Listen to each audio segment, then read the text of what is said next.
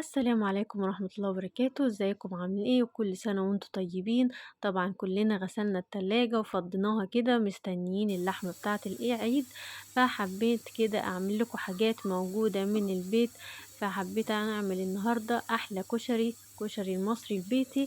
احلى طعم ان شاء الله، جربيه وقولي رأيك فيه. اول حاجة قطعنا البصل بتاعنا ونزلنا بحبة زيت سخنوا كده، ونزلنا البصل بتاعنا وفضلنا نقلب، ما تسيبهوش عشان ما يتحرقش منك. فاحنا هنا اول ما يتحمر كده هناخده على جنب كده ونطلعه بالكماشة بتاعتنا، ونجيب منديل او ورقة كراسة ونحطه فيها بحيث انه يشرب الزيت. ومعانا كده بعد ما شرب الزيت هتلاقيه مقرمش ان شاء الله. هتسيبيه يبرد كده. ومعانا نعمل تاني خطوة العدس كده، هنجيب المية السخنة بتغلي وهننزل فيها بالعدس. والعدس عشان يبقى ريحته زي العدس بتاع الكشري هتحطيله معلقة كمون او معلقتين حسب كمية العدس اللي انت هتعمليها. انا هنا عملت حبة كتار كده فحطيت لهم معلقتين كمون ورشة ملح. وهتاخدي حبة من الزيت اللي عملتي بيه البصل وهتحطيه كده في المية معاهم عشان يديه لمعة ويديه طعم جميل، يديه زي بتاع الكشري كده بإذن الله. وبعدين هتسيبيه كده يستوي على نار هادية. وبعد ما يستوي هنصفيه، وهتلاقي أحلى عدس طعمه زي بتاع الكشري بالظبط زي المطاعم. بعد ما طاب هنا معانا احنا دخلنا للخطوة التانية، وان احنا هنعمل وهو اثناء ما بتتعمل كده ادي استوى اهو وخد معلقة الزيت فادانا اللمعة الجميلة بتاعة العدس. هندخل هنا ناخد الكبشة كده من الزيت بتاع البصل وهنحطه في حلة الصلصة جنبينا هنا. هناخده كده ونحط حبة، وباقي باقي الزيت طبعا هنعمل بيه الرز بتاعنا عشان كله يبقى مدي طعم الكشري بتاع المطاعم اللذيذ بتاعنا. هتنزلي بكمية شعرية حسب الكمية اللي انت هتعمليها وحسب عدد افراد الاسرة بتاعتك. فانا هنا حابة انزل بحبة شعرية كتير لان الرز بتاع الكشري بيبقى قليل. فانت كتري الشعرية كده وحمريها تحميرة خفيفة، مش لازم تحمريها تحميرة جامدة بحيث ان هي ولا هي مسلوقة ولا هي محمرة. وبعدين احنا هنا غسلنا الرز وبعدين صفيناه ونزلنا على الشعرية وقلبناها تقليبة حلوة، ورشي بقى الملح والكمون والفلفل الاسود. الكمون لازم في الكشري عشان يديكي ريحة المطاعم.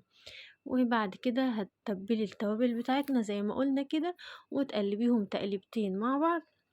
وانا هنا كنت بسخن في الحلة التانية شوية مية كده عشان نسلق فيهم المكرونة بتاعتنا. اخر حاجة تعمليها المكرونة عشان تفضل سخنة ويفضل الرز عقبال ما يستوي تبقى المكرونة استوت وكل حاجة معانا سخنة. ومعانا البصل خلص والصلصة على النار، وكله هيخلص في 10 دقايق او ربع ساعة ان شاء الله كده هتلاقي نفسك خلصني. فاخدنا هنا حبة من المية من الحلة اللي احنا كنا حاطين فيها الزيت عشان خاطر هنعمل هنسلق المكرونة.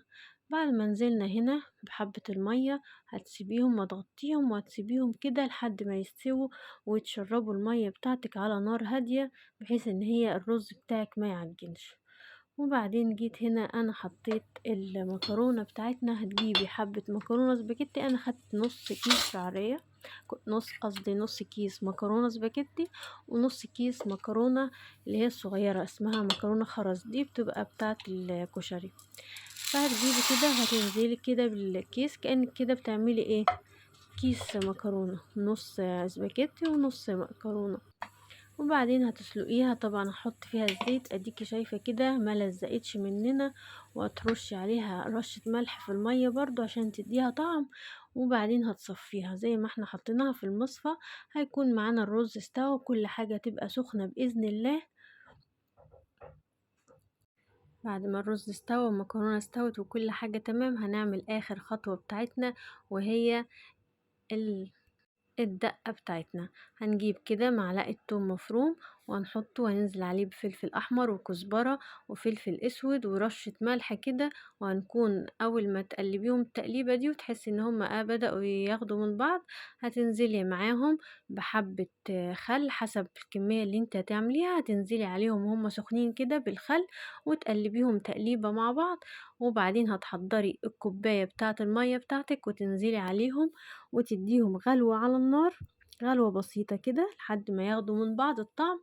وبعدين هتطفي على الدقة بتاعتنا. هتسيبيها كده تقلبي تقليبتين كده، وبعد ما تغلي معانا هتحطيها في الطبق بتاعك. ادي الكوباية بتاعتنا، كوباية المية هياخدوا من بعض غلوة جميلة كده لحد ما يستووا. وبعدين عندك ازازة، عندك طبق جميل تحطي فيه الدقة بتاعتك براحتك. ادي معانا اهي الدقة بعد ما استوت كده، واحلى دقة واطعم دقة كده، وان شاء الله تعجبك. جربيها وقولي رأيك فيها في التعليقات. وبعدين هنجيب الطبق بتاعنا كده، كل حاجة سخنة معانا، هننزل بحبة الرز وحبة المكرونة. هنعمل احلى طبق كشري مع بعض. حبة الرز وحبة المكرونة كده، طبقة كده وطبقة كده. وبعدين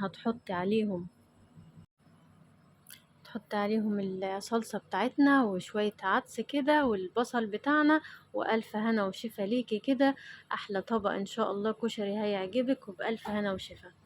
زي ما انتوا شايفين كده المكرونة بتاعتنا سخنة والرز سخن، والصلصة بتاعتنا حمرة كده. لو الصلصة بتاعتك مش حمرة ضيفي لها فلفل احمر، هتلاقيها تديكي اللون ده، لون الصلصة الجميل بتاعنا بريحة البصل. لان احنا اخدنا حبة من الزيت بتاع البصل وحطيناه على الصلصة كده زي ما عملنا مع بعض كده، وهيديكي احلى كشري بيتي كده مصري هيعجبك ان شاء الله. والعدس بتاعنا جميل اهو مدينا اللمعة برضو. السر في معلقة الزيت بتاعت البصل. وهتحطي البصل بتاعنا المقرمش ده كده جميل. وانا هنا في الوقت ده كنت حمرت حبة عيش كده زي المطعم بالظبط، وزينت بيهم الطبق. ونرش رشة دقة كده وندوق. يلا اشتراك ولايك، وخدي فكرة واطبخي بكرة.